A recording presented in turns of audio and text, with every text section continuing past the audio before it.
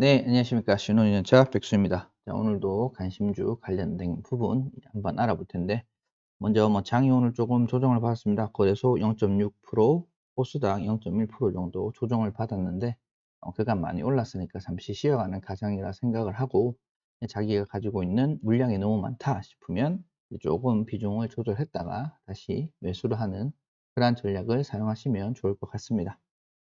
오늘의 관심주 시작하기 전에 아직 구독, 좋아요, 알림 설정 하지 않으신 분들 한 번씩 눌러주시고요. 자, 그러면 오늘의 관심주 한번 알아보도록 하겠습니다.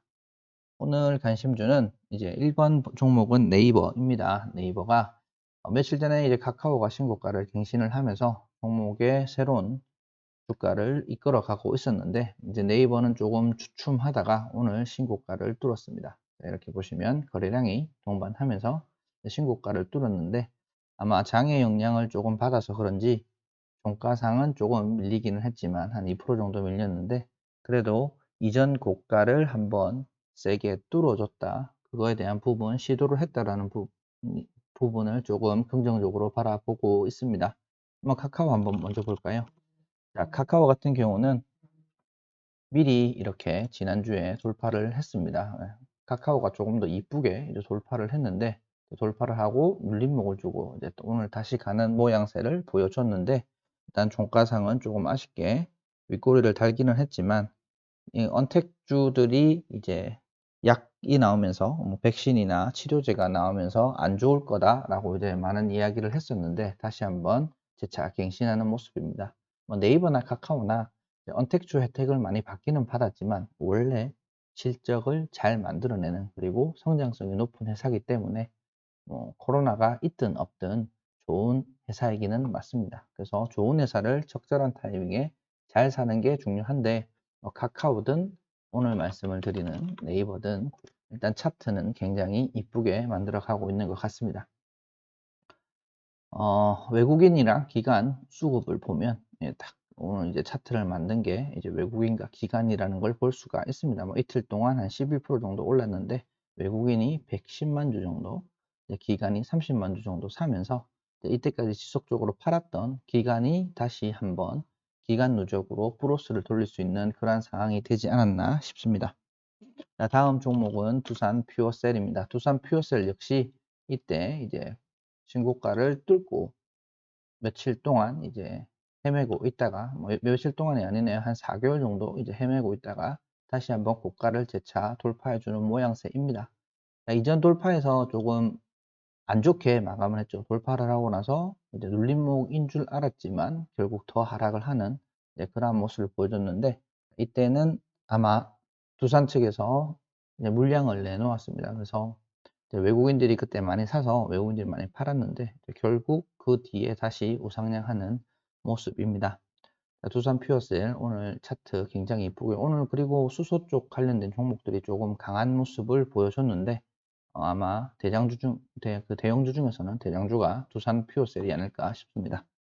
자, 다음 종목은 IS 동선입니다. IS 동선은 지난 영상을 보시면 이제 말씀을 드렸죠. 신고가 돌파하고 눌림목 줬다가 다시 올라가는 종목이다라고 말씀을 드렸는데, 그대로 신고가 돌파하고 눌림목을 주고 다시 올라갔습니다. 이때 조금 눌림이 페이크성이냐 아니냐 조금 고민을 많이 했었는데, 결국은 다시 올리는 걸 보니 IS 동서에 대한 기대감, 시장에 대한 기대감은 계속된다라고 볼 수가 있을 것 같습니다. 오늘 이제 외국인이 샀고 기관이 조금 팔았는데, 수급에 대한 부분 조금 마음에 들진 않지만 차트는 계속해서 우상향해서 올라가는 그러한 모습을 보여주고 있습니다.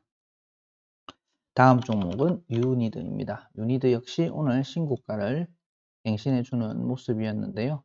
사실 어제 접근을 해도 될 것 같은 종목이긴 했는데 좀 거래량이 부족해서 말씀은 안 드렸습니다만, 오늘 거래량이 살짝 증가하면서 한 5% 정도 올라가는 모습을 보여줬습니다.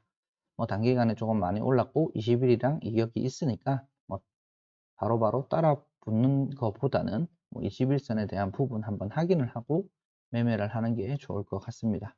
오늘 외국인은 7천주, 기관은 8천주 사서 이 부분에 대한 거는 사실 거래량이 11만 주밖에 안 되는 종목이기 때문에 쉽게 따라 붙거나 하면 안 될 것 같습니다.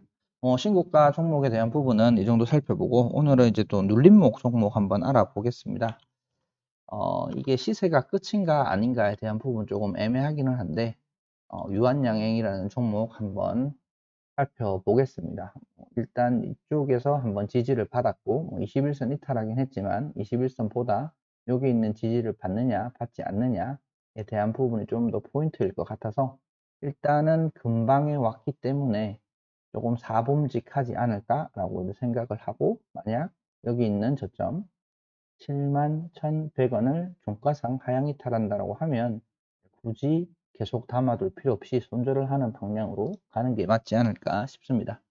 유한양행은 최근에 이제 뭐 조금 좋은 뉴스가 뜨기는 했는데 시세가 며칠 주다가 다시 꼬라박는 그런 모습인데요.